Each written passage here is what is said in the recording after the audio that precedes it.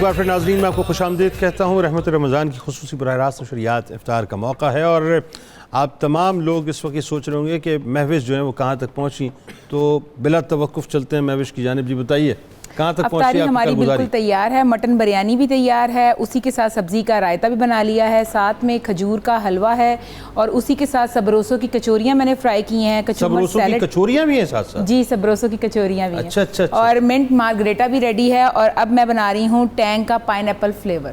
اوہو اچھا، یہ بھی بنانے جا رہی ہیں؟ جی یہ بھی بنا رہی ہیں، یہ 1 منٹ لگتا ہے، بس آپ نے پانی میں مکس کرنا ہے۔ آپ کیوں ہمارے روزے کا اتنا امتحان لیتی ہیں یہ بتائیے؟ اچھا جی، تو یہ ٹینگ کا جو ہے ٹینگ کا پائن ایپل فلیور جو ہے وہ بھی بالکل تیار ہے، تیار ہو چکا؟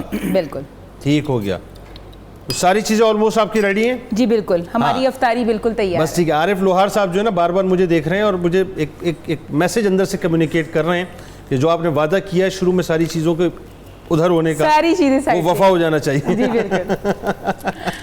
ٹھیک ہے جی، آئیے جی بسم اللہ کرتے ہیں قصیدہ غوثیہ سے، اور آئیے ناظرین مل کے شامل ہو جائیے مفتی صاحب کے ساتھ۔ قصیدہ غوثیہ بھی پڑھیں گے مفتی صاحب انشاءاللہ، اور دعا بھی کریں گے۔ بسم اللہ الرحمن الرحیم، اللہم صلی علی سیدنا و مولانا محمد معدن الجود والکرم والہ وبارک وسلم یا شاہ جیلان یا شاہ جیلان یا شاہ جیلان یا شاہ جیلان سقانی الحب كاسات الوصال فقلت لخمرتي نحوي تعالي سعت ومشت لنحوي في كؤوس فهمت بسكرتي بين الموالي فقلت لصائر الأقطاب لموا بحالي وادخلوا أنتم رجالي وهموا واشربوا وأنتم جنودي فساق القوم بالوافي ملالي شربتم فضلتي من بعد سكري ولا نلتم علوي واتصالي مقامكم العلا جمع ولكن مقامي فوقكم ما زال علي أنا في حضرة التقريب وحدي يصرفني وحسبي ذو الجلال أنا البازي واشهب كل شيخ ومن ذا في الرجال يعطي مثالي كساني خلعة بطراز عزم وطوجني بتيجان الكمال واطلعني على سر قديم وقلدني وأعطاني سؤالي وولاني على الأقطاب جمعا فحكمي نافذ في كل حال فلو ألقيت سري في بحار لسار الكل غورا في الزوال ولو ألقيت سري في جبال لدكت واختفت بين الرمال ولو ألقيت سري فوق النار لخمدت وانطفت من سر حالي ولو ألقيت سري فوق ميت لقام بقدرة المولى تعالي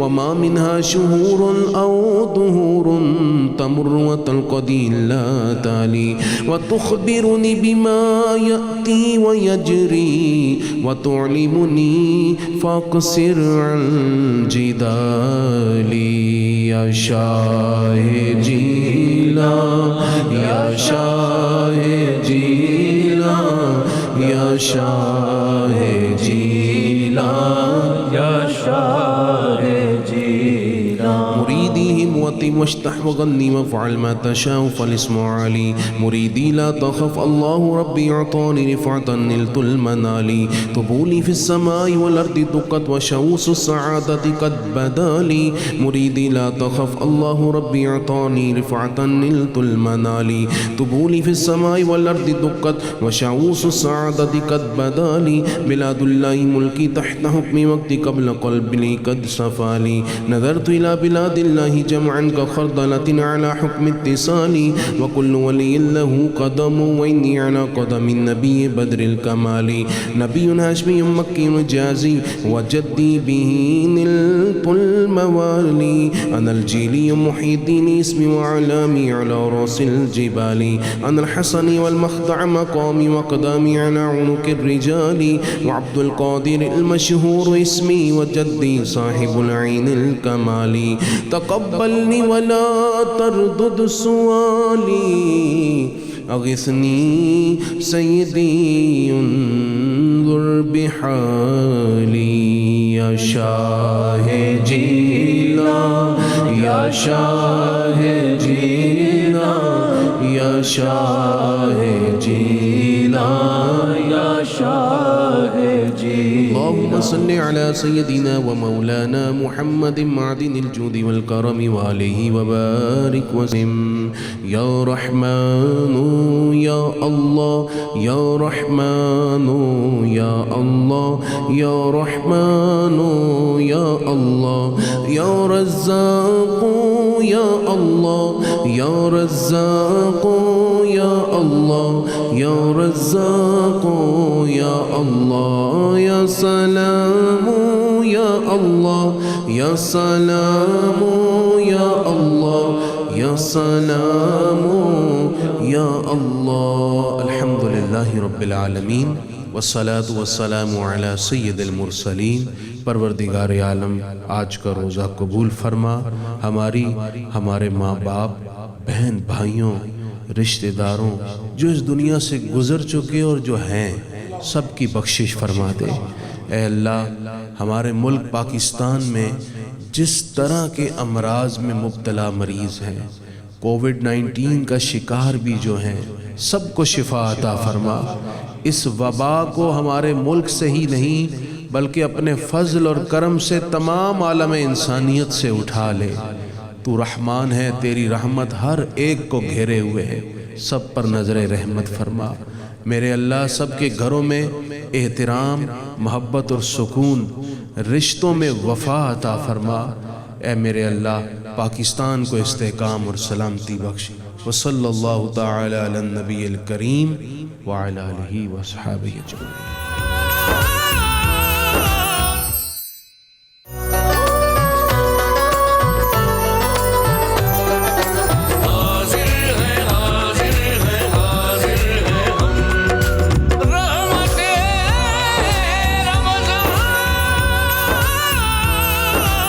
میں آپ کو خوش آمدید کہتا ہوں اور ہمارے ساتھ اس وقت دو ممتاز شخصیات موجود میری پہلی شخصیت میرے بائیں جانب دل کے قریب جناب ممتاز عالم دین مفتی محمد فاروق القادری صاحب اور دوسری شخصیت میرے دائیں جانب ممتاز عالم دین محترم جناب مفتی محمد طاہر تبسم صاحب آپ دونوں کو میں خوش آمدید کہتا ہوں اور ایک بار پھر السلام علیکم وعلیکم السلام اچھا جی بات یہ ہے وقفے سے قبل ہم بات کر رہے تھے قرآن و سنت کی روشنی میں بھائی کے بھائی پر حقوق مجھے کئی واٹس ایپ لوگوں کے آئے اور لوگوں نے مجھے اپنے اپنے ظاہر امراض کے بارے میں بتایا کیونکہ اس وقت جو سب سے بڑی پرابلم ہے ناظرین یہ جو موضوع ہے نا مجھے یہ جملہ ابتدا میں کہنے دیجئے کہ الحمدللہ اللہ کا بڑا فضل ہے اس کے باوجود کہ مسائل تو ہیں پریشانیاں تو ہیں یہ بات نہیں ہے کہ پریشانیاں نہیں ہیں امراض بھی موجود ہیں اور کہیں تو امراض کینسر کی سی صورت اختیار کر گئے ہیں لیکن اس کے باوجود مجھے یہ جملہ سینہ ٹھوک کے کہنے دیجئے کہ اللہ کا شکر ہے میرا معاشرہ ابھی بھی اپنی نارمز پہ کھڑا ہوا ہے ابھی بھی اس معاشرے میں یہ رشتے جیسا کہ آپ دیکھ رہے ہیں اس وقت آپ نے دیکھا ماشاءاللہ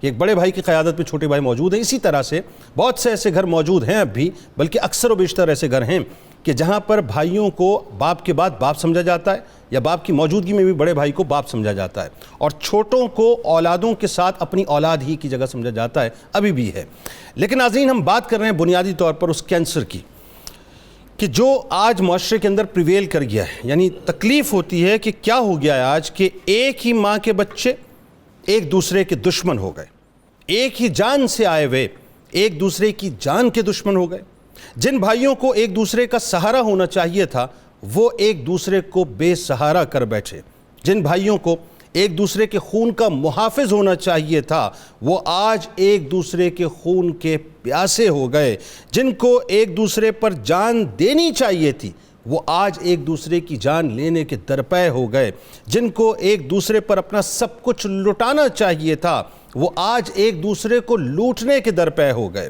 جب سے ناظرین جب سے سبھی کے مکان الگ الگ ہو گئے تو پورا بچپن ساتھ بتانے والے اب ایک دوسرے کے مہمان ہو گئے ذرا سوچیں ناظرین جن ماں باپ نے پال پوس کر بڑا کیا تھا کیا اس دن کے لیے کیا تھا کہ میرے جگر گوشے میرے ہی جگر گوشوں کے خون کے پیاسے ہو جائیں گے جن ماں باپ نے اپنا سب کچھ بچوں پر قربان کر دیا کہ یہ میرے لاڈلے یہ میرے راج دلارے کیونکہ ماں باپ کی نگاہیں تو سب بچوں کو ایک ہی نگاہ سے دیکھتی ہیں جب ان کا براٹ اپ ہو رہا ہوتا ہے تو وہ اپنا سب کچھ اپنی اولادوں پر قربان کرتے ہیں. ذرا سوچئے ناظرین, وہ بھائی جب بڑے ہوئے تو انہوں نے اپنے ماں باپ کا کیا حق ادا کیا. ذرا سوچیں اس بارے میں کہ آج ہم باہم دست و گریباں ہو گئے. میں بھائیوں کی بات کر رہا ہوں, بھائی آپس میں باہم دست و گریباں ہو گئے, ایک دوسرے پر کہیں نظر آتا ہے کہ اپنے جنازوں کو حرام کر دیا, یعنی اس حد تک حرام کر دیا کہ ہماری نسلیں تک تمہارے جنازوں میں نہیں آئیں گی اور تمہاری نسلیں تک ہمارے جنازوں میں نہ آئیں. یہاں تک ہوا ناظرین کہ ایک دوسرے کو عدالتوں میں لے گئے, عدالتوں میں جا کے کھڑا کر دیا. جب ولدیت کے ساتھ پکارا جاتا ہے تو ولدیت تو ایک ہی ہوتی ہے نا صاحب. جس وقت گواہی کے لیے جب جج یہ کہتا ہے کہ گواہوں کو پیش کیا جائے, مدعیان کو پیش کیا جائے, جن کے خلاف مقدمہ ان کو پیش کیا جائے, جن کے اوپر مقدمہ پیش کیا جائے, اور جس وقت ولدیت پڑھی جاتی ہے تو ولدیت تو ایک ہی ہوتی ہے نا. یعنی ایک ولدیت کا شخص دوسری ولدیت کے شخص کے اوپر جب عدالت میں جرح کرواتا ہے یا اس کے خلاف مقدمہ کرتا ہے تو سوچئے آپ اپنی عزتوں کو صرف پامال نہیں کرتے, آپ بنیادی طور پر اپنے والدین کے ارمانوں کی عزت کو پامال کرتے ہیں. آپ بنیادی طور پر والدین کے اس خون سے بے وفائی کرتے ہیں جس کے ذریعے سے سیچ کر آپ کے والدین نے آپ کو بڑا کیا تھا. آپ ان ارمانوں کو بنیادی طور پر اپنے پیروں تلے کچل دیتے ہیں کہ جس عزت اور ناموس کے لیے والدین نے آپ کا براٹ اپ کیا, آپ کو تعلیم دی, آپ کو تربیت دی, آپ کو کھلایا, آپ کو پلایا, آپ کو بڑا کیا, اس ارمان کے ساتھ کہ یہ بچے بڑے ہوں گے تو ہماری عزت اور ناموس کے محافظ بنیں گے. یہی بچے چند ٹکوں کے لیے, چند ٹک ہوتا کیا ہے ناظرین, چند ٹکوں کے لیے ہوتا ہے نا, چند ٹکوں کے لیے اپنے والدین کی ناموس کو, عزت کو عدالتوں کے اندر اچھالتے ہیں. اور جب ولدیت سے پکارا جاتا ہے تو یہ کہہ کے پکارا جاتا ہے کہ فلاں کا بیٹا فلاں کے بیٹے کے اوپر, یعنی فلاں ہی کے بیٹے کے اوپر دعوے دار ہے, اور پھر آپس میں ایک دوسرے کے ساتھ ہم لڑتے ہیں, جھگڑتے ہیں, اور پھر عدالتوں کے باہر ایک تماشا بنتا ہے. سوچئے ناظرین آج صورتحال کیا ہو چکی ہے معاشرے کے اندر. ہم اس حد تک گر چکے ہیں کہ چند ٹکوں کے لیے, جائیداد کے لیے, ورثے کے لیے ہم بھائیوں کو بے دخل تک کر دیا کرتے ہیں, ان کی جائیدادوں پر قبضے تک کر لیا کرتے ہیں, ان کو قتل کرنے تک کے درپے ہو جایا کرتے ہیں. اور صورتحال یہ ہو گئی ہے ناظرین کہ دشمنیاں جب چلتی ہیں تو پھر وہ نسلوں کے اندر سرائیت کر جاتی ہیں. بات اتنی ہے صاحب, آخری جملہ ادا کر رہا ہوں, اگر والدین حیات ہیں تو ایک لمحے وہ تمام بھائی جو آپس میں جدا ہو چکے ہیں اپنے ان بوڑھے ماں باپ کو دیکھیے گا. جو کھٹیا پہ عورت بیٹھی ہے نا, وہ جو عورت, وہ جو بوڑھی عورت بیٹھی ہے, وہ جو گھر کے کسی کونے پہ بوڑھا بیٹھا, اس کے چہرے پہ دیکھیے گا, اس کے چہرے کی جھریوں کو دیکھیے گا.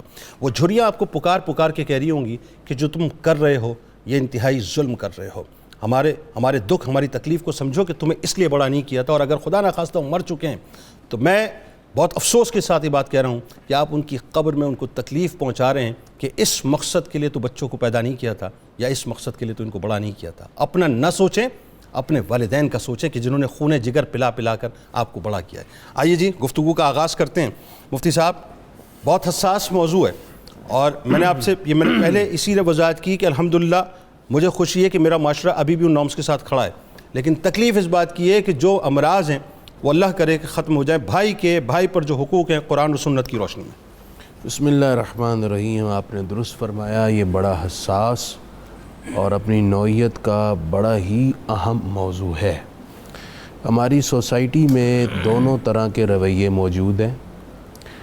اگر ایک طرف اس رشتے میں کمزوری اور تلخی اور دوری اور کہیں نہ کہیں نفرت پیدا ہوئی ہے, تو وہیں ایسے بھی رشک امیز گھرانے موجود ہیں جہاں آج بھی بھائیوں کے رشتوں میں ان کے خاندان کے بڑوں کی اور اسلامی معاشرے کی روایات کی خوبصورت عکاسی موجود ہے. الحمدللہ قرآن مجید میں بھائی کے ساتھ جو رشتے ہیں اس حوالے سے کئی مقامات پر رہنمائی کی گئی ہے.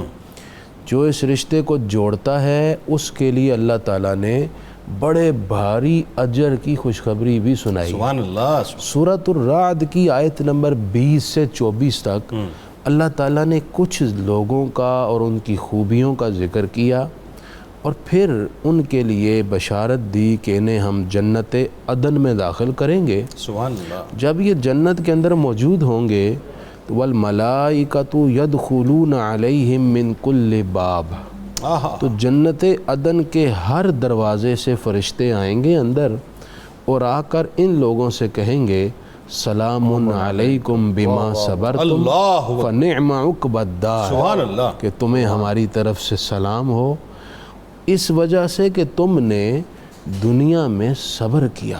واہ. رشتوں کو جوڑنے میں واہ. جو پیچھے خوبیاں ذکر ہوئیں تو یہ جو گھر تمہیں عطا ہوا ہے یہ بہت ہی اچھا گھر ہے. واہ واہ. اب جن لوگوں کی خوبیاں ذکر کی نا ان میں سے اللہ تعالیٰ نے ایک بھائی کا بھائی اس ضمن میں اشارتاً فرمایا والذین یصلون ما امر اللہ بہ ان یوصل.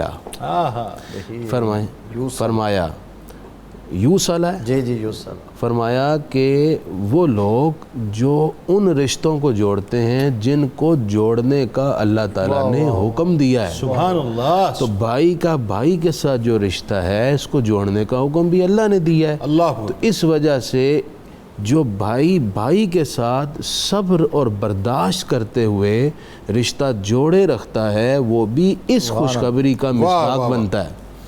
اسی طرح قرآن مجید میں حضرت موسیٰ علیہ السلام کی ایک دعا کا واہ واہ. بتائیے بتائیے. لیکن وہ دعا سنانے سے پہلے میں مراسیل ابی داؤد سے ایک حدیث سنا دوں کہ گھر کے اندر بڑے بھائی کا مقام کیا ہوتا ہے. واہ. حضور فرماتے ہیں حق کبیر الاخوۃ علی صغیرہم کحق الوالد علی ولدہ. فرمایا کہ باپ کے بعد بڑے بھائی کا اولاد پر اس طرح حق ہوتا ہے جیسے باپ کا اپنی اولاد پر حق ہوتا ہے. سبحان اللہ. چھوٹے بھائیوں کو اسلام نے طے کیا ہے کہ بڑے بھائی کو چھوٹے بھائی اپنے بڑے بھائی کو باپ کی جگہ سمجھے. اللہ اکبر. اور اس کا حق ایسا ہے جیسے باپ کا. یہ کوئی جوش اور جذبے پر کسی خطیب کا بیان کیا ہوا جملہ نہیں ہے, یہ رسول اللہ کی حدیث ہے کہ بڑے بھائی کا مرتبہ باپ کا ہے اور چھوٹے بھائیوں کا مرتبہ اولاد کی طرح ہے. یعنی جس طرح اولاد ماں باپ کا خصوصاً احترام ادب اور اس کا سٹیٹس سمجھتی ہے, اسی طرح بڑے بھائی کا لے. اور بڑا بھائی جس طرح باپ اپنی اولاد سے پیار کرتا ہے چھوٹی اپنے بھائیوں سے پیار کرے. سبحان اللہ. اب اس کے تحت آپ دعا سنیں تو موسیٰ علیہ السلام نے کس طرح اپنے بھائی حضرت ہارون علیہ السلام کے حق میں دعا فرمائی. جی. رب اغفر لی ولی اخی وادخلنا فی رحمتک وانت ارحم الراحمین. دعا کی کہ اللہ تم میری اور میرے بھائی حضرت ہارون کی مغفرت کر دے اللہ, اور تو ہمیں اپنی رحمت میں داخل کر دے. سبحان اللہ. اور تو سب سے بڑھ کر رحم کرنے والا. اللہ. اب اس ساری گفتگو کے تناظر میں جو اسلام ہمیں بھائی اور بھائی کے ساتھ رشتے کا کانسیپٹ دیتا ہے نا اس میں محبت نظر آتی ہے. واہ. اس میں مٹھاس نظر آتی ہے, اس میں جڑنے اور وفا کا تصور ملتا ہے. کاش کہ ہم اس کو اپنے رشتے میں لے آئیں تو ہمارے رشتوں میں مزید بیوٹی آئے گی, زندگی میں سکون آئے گا اور معاملات اپنی جگہ سیٹل ہو جائیں. بے شک. میں آپ سے یوسف علیہ السلام کا اور ان کے بھائیوں کا قصہ بھی ضرور سنوں گا قرآن کے حوالے سے. اچھا یہ بتائیے, یہ جو آج میں کچھ امراض کا میں نے ذکر کیا, امراض تو بہت سارے ہیں, ایک بڑی طویل فہرست ہے, ذرا بتائیے نفرت کی جو وجوہات ہیں کیا ہیں بھائیوں کے درمیان آپس میں؟ بسم اللہ الرحمن الرحیم. بہت اہم موضوع اور بہت شاندار مفصل گفتگو مفتی صاحب کی. آپ کے سوال سے پہلے بنیادی طور پر ایک اور نقطہ سمجھنا بھی ضروری ہے, ذہن نشین کرنا ضروری ہے. وہ یہ ہے کہ قرآن ایک فکر یہ ہے, اگر آپ قرآن کا مطالعہ کرتے ہیں تو قرآن کا پیغام یہ ہے کہ اخوت کا رشتہ یہ اللہ کی نعمت ہے. واہ واہ واہ. سبحان اللہ. سبحان. یہ جو اخوت کا رشتہ ہے, بھائی ہونے والا رشتہ جو ہے, یہ اللہ کا انعام ہے اور نعمت ہے. اللہ تبارک و تعالیٰ نے خود فرمایا فَأَصْبَحْتُمْ بِنِعْمَتِهِ إِخْوَانًا. تم ایک دوسرے کے دشمن تھے لیکن اللہ کا انعام ہوا, اس کی نعمت ہوئی تو تم آپس میں بھائی بن گئے. اچھا, حضرت آقا علیہ السلام نے جب مکہ المکرمہ سے ہجرت کر کے مدینہ المنورہ گئے تھے تو مہاجرین اور انصار کو قریب کرنا تھا نا, تو رشتہ کوئی اور کیوں نہیں چنا؟ واہ, مواقعات کا چنا. وہاں اخوت والا رشتہ چنا ہے. 45 کو 45 کا بھائی بنایا. اب بھائی بنایا اور پھر مولا کائنات کو کہا انت اخی فی الدنیا والآخرہ. علی تو دنیا میں بھی میرا بھائی ہے, آخرت میں بھی میرا بھائی ہے. مسلمان کو مسلمان کا مسلمان کے ساتھ قرب بیان کرنا تھا تو کوئی بھی رشتہ بیان کیا جا سکتا تھا, لیکن کہا کہ المسلم اخو المسلم, مسلمان کا بھائی ہے. اس کا مطلب یہ ہے کہ یہ اخوت والا رشتہ اتنا گہرا رشتہ ہے, اتنا خوبصورت رشتہ ہے, اس کے اندر اتنی اپنائیت ہے کہ قرآن و حدیث کے اندر کسی رشتے کی گہرائی کو بیان کرنے کے لیے لفظ یہاں سے مستعار لیا گیا ہے. واہ واہ میں یہ کہنا چاہ رہا ہوں. کیا بات ہے, کیا آپ سوچ رہے ہوں گے کہ وہ اخوت والا رشتہ تو اور تھا, لیکن میں سمجھ گیا آپ نسبی رشتے پہ آ رہے ہیں. یہ لفظ وہاں سے مستعار لے کے استعمال, اور اسی کو عارف کھڑی نے کہا ہے کہ بھائی بھائیاں دا درد ورڈان دے. آپ کو پنجابی کم سمجھ آتی ہے تو ہم اس کا فائدہ اندھی نہیں ہے جی, میں سرنڈر کرتا ہوں. اچھا, بھائی بھائیاں دا درد ورڈان دے اور بھائی بھائیاں دیاں باواں. اب یہ ہے کہ اتنا سمجھ آیا کہ بھائی بھائی کا درد بانٹتے ہیں, درد بانٹتے ہیں اور بھائی بھائی کے شانے ہوتے ہیں, بازو بنتے ہیں. آیا سمجھ آیا. اور آج جو بڑی خوبصورت بات ہوئی, میں بھی بڑا خوش ہوا کہ جو ٹاپک تھا آپ نے پریکٹیکلی وہ پیش کر دیا دنیا کے سامنے. یہ جو یہ بھائیوں کا یہ گلدستہ موجود ہے 4 بھائیوں کا, اللہ انہیں ہمیشہ شاد و آباد رکھے. اور آپ نے جو کہا نا کہ مفتی صاحب نے بھی ذکر کیا, سوسائٹی میں ایسی مثالیں, اللہ رسول کے خاص کرم سے ہم 4 بھائی ہیں اور الحمدللہ ہم چاروں آج تک اکٹھے رہ رہے ہیں. کیا اچھی بات ہے, ماشاءاللہ. کی اولاد جوان ہو گئی ہے اور ہم اکٹھے رہتے ہیں, اور کوئی پتہ نہیں ہوتا کہ کون لا رہا ہے اور کون کھا رہا ہے. اور واہ واہ, یہ بہت اچھی, یعنی بھید بھاؤ نہیں. اب جو آپ نے کہا کہ یہ نفرتیں آئی کہاں سے, وجوہات بتائیں نا. وہ بیسک وجہ یہ جو ہے نا مادہ پرستی, اور یہ جو ایک ہم نے, آپ کا تو اس پر بڑا سٹینس ہے, آپ نے بہت زیادہ اس پر جو ہے نا وہ پروگرامز اور آپ کے کلپ آئے ہیں. یہ جو مغرب سے فکر ہم درآمد کرتے ہیں جناب, اور اس کے اندر ایک یہ جو فکر ہے نا جی پرائیویسی کی, جی, اور یہ کہتے ہیں کہ جی ہر ایک کی پرائیویسی ہے اور میری زندگی ہے تو وہ مجھے جینے دو. نہیں, نہ آپ کی زندگی ہے, یہ زندگی اسی کی ہے جس نے دی ہے, اور گزارنا بھی اس کو اسی طرح ہے جس طرح وہ چاہے گا, اور وہ چاہتا کس طرح ہے. اس نے کائنات کو بتا دیا ہے, اپنے پیارے محبوب صلی اللہ علیہ وسلم کے حیات پاک کے اندر پورا نمونہ دکھا دیا ہے. آقا علیہ السلام, اللہ رسول کیا چاہتے ہیں, حضور صلی اللہ علیہ وسلم کی بارگاہ میں 2 بھائی آئے, ایمان کمزور ہو گیا نا ہمارا کہ جناب یہ میرا مال ہے تو یہ اگر میں ادھر لے جاؤں گا, یہ میں نے گھر بنا لیا ہے. بھائی سے حسد کرنے لگا, سر کچن سے الگ کر دیے, گروسری الگ کر دی, اسٹیٹس کے چکر میں پڑ گئے اور چاہتے ہیں کہ میرا بھائی میرے برابر نہ آ جائے. الامان والحفیظ یہاں تک بھی دیکھنا تھا. مفتی صاحب گفتگو کر رہے تھے تو مجھے یاد آ رہا تھا, ارے میرے پیارے رحمت للعالمین آقا صلی اللہ علیہ وسلم نے تو یہ جرنلی فرمایا کہ ملم یرحم صغیرنا وملم یوقر کبیرنا فلیس منا. جو چھوٹوں پر شفقت نہیں کرتا اور بڑوں کا ادب نہیں کرتا اس کا ہمارے ساتھ تعلق ہی نہیں ہے. یہ ہر آدمی کے بارے میں ہے. تو اگر بھائی بڑا ہو, اگر بھائی چھوٹا ہو تو پھر اس کا احترام کتنا ضروری ہوگا. اچھا, ایک اور چیز چھوٹے بھائی پر کتنی شفقت, ایک اور چیز بڑی پیدا ہو گئی اس میں میں کلام کرتا ہوں. پہلے ایک کالر کو ذرا شامل کر لیتے ہیں کہ یہ جو آج معاشرے میں, جیسے کہ میں نے ابتدا میں ایک بات کی ناظرین, کہ آج ایک دوسرے کو چھوڑ دینا, مفتی صاحب سے پوچھیں گے, ایک دوسرے کے جنازے تک ہم آرام کر دیتے ہیں صاحب, عدالتوں میں گھسیٹتے ہیں, ایک دوسرے کو قتل کر دیتے ہیں, پیسوں کے لیے کیا کچھ نہیں کرتے, ایون حسد کی وجہ سے ٹانگیں کھینچنے کے جو معاملات ہیں بھائیوں کے درمیان. ایک کالر ہمارے ساتھ ہیں رب نواز صاحب ایبٹ آباد سے. السلام علیکم. وعلیکم السلام. جنید صاحب کیا حال ہے جی, خیریت ہے؟ الحمدللہ جناب, آپ ٹھیک ہیں؟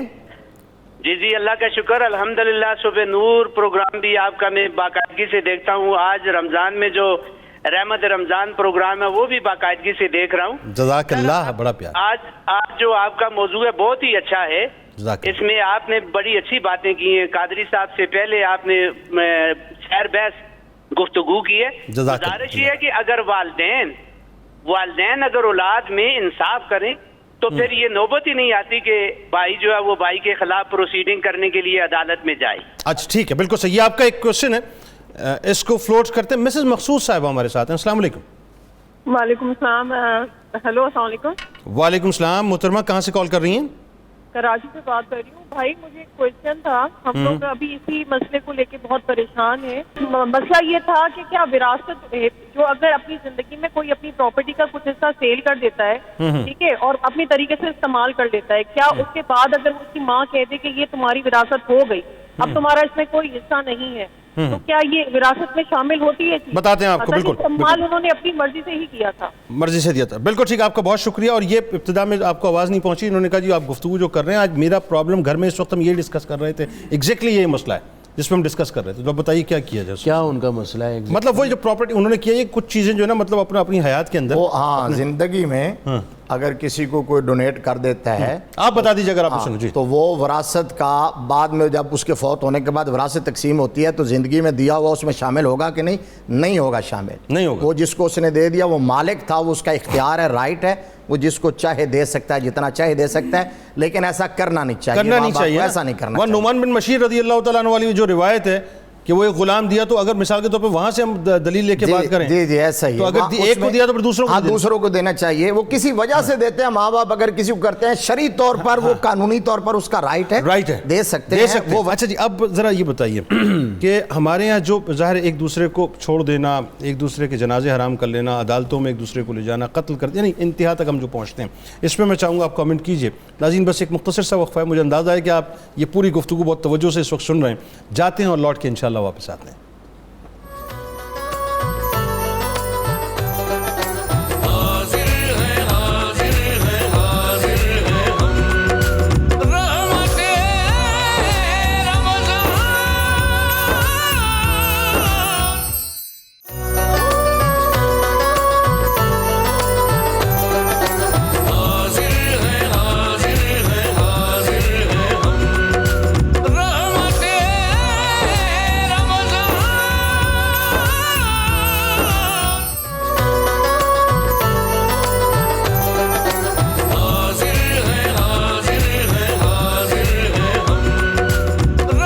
پھر ناظرین میں آپ کو خوش آمدید کہتا ہوں. رحمت رمضان کی خصوصی براہ راست نشریات میں افطار کا موقع ہے, اور آج بات ہو رہی ہے بھائی کے بھائی پر جو حقوق ہیں, اور یہ جو نفرتیں محبتوں کے شہد میں سرکے کی طرح گھل دی گئی ہیں, اس پہ گفتگو ہو رحی ہے.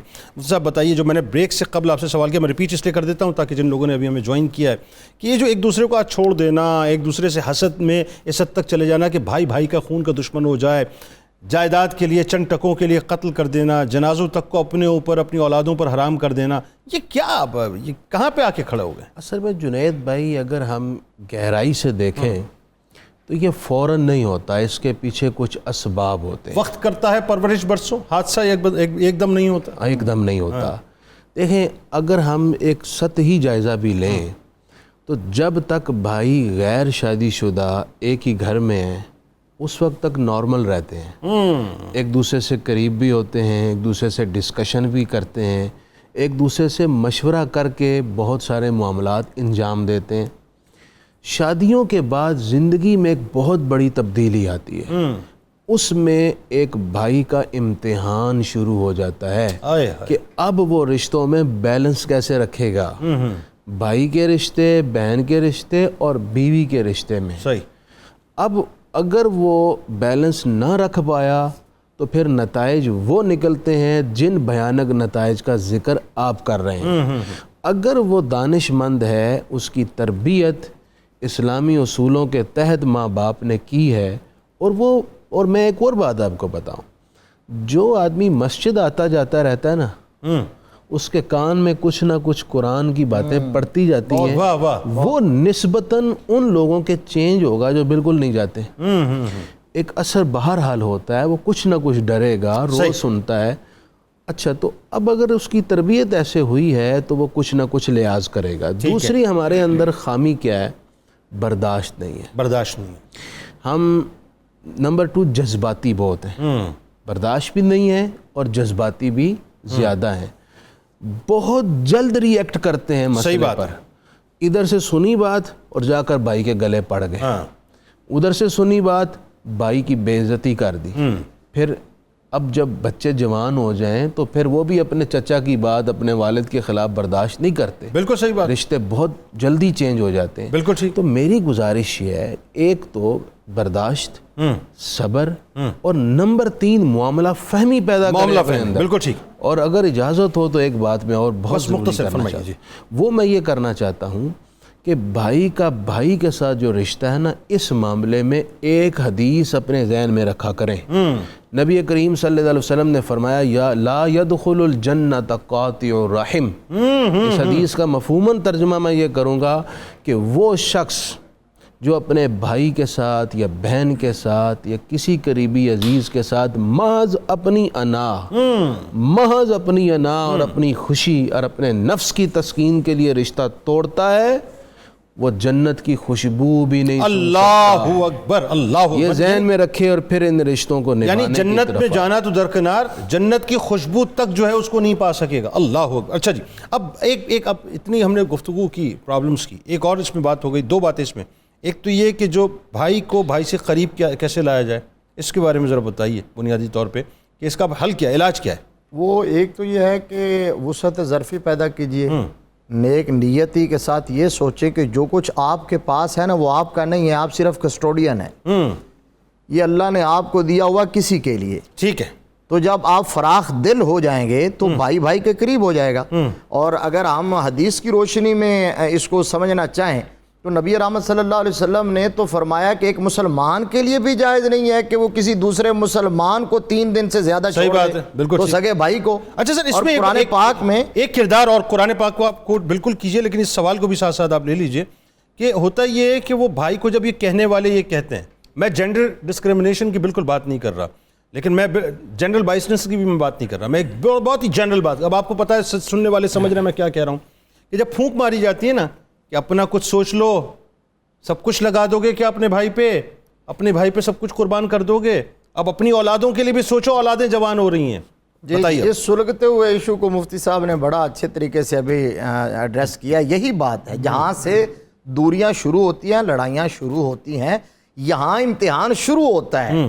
اور یہاں آپ کو برداشت سے، حکمت دانائی سے، ٹالرنس سے، بڑی دور اندیشی کے ساتھ فیصلے کرنے ہوتے ہیں. اور فیصلے بندہ کر لیتا ہے اگر نیت ٹھیک ہو. صحیح. نیت میں نے پہلے آپ کو کہا، بار بار ریپیٹ نہیں کرتا، میں نے پریکٹیکلی کر کے دیکھا ہے، کوئی اتنا ایشو نہیں ہے کہ لا یا نہ لو. ایک جو میں مثال پہلے بھی حدیث شریف کوٹ کرنے لگا تھا، حضور صلی اللہ علیہ وسلم کے زمانے میں 2 سگے بھائی تھے. تو ایک جو ہے وہ کام کاج کرتا تھا اور دوسرا سارا دن مسجد میں رہتا تھا. تو ایک دن وہ دوسرا آ گیا اور آ کے عرض کرنے لگا، یا رسول اللہ اس کو کچھ سمجھائیں، میں کماتا ہوں یہ کھاتا ہے، یہ میرا ہاتھ بٹائے، یہ بھی کام کاج میں میرے ساتھ شریک ہو. تو اب اس کا خیال یہ تھا کہ میری کمائی کی وجہ سے یہ کھا رہا ہے. تو میرے نبی نے پتا کیا فرمایا؟ لعل اللہ ترزق بہ. سبحان اللہ. یہ نہیں ہے کہ تیری وجہ سے اس کو رزق مل رہا، تجھے جو رزق مل رہا ہے وہ اس کی وجہ سے مل رہا ہے. اللہ اکبر، اللہ اکبر. یہ ایک بات ہی پلے باندھ لیں اگر تو ہمارے سارے مسائل حل ہو سکتے ہیں.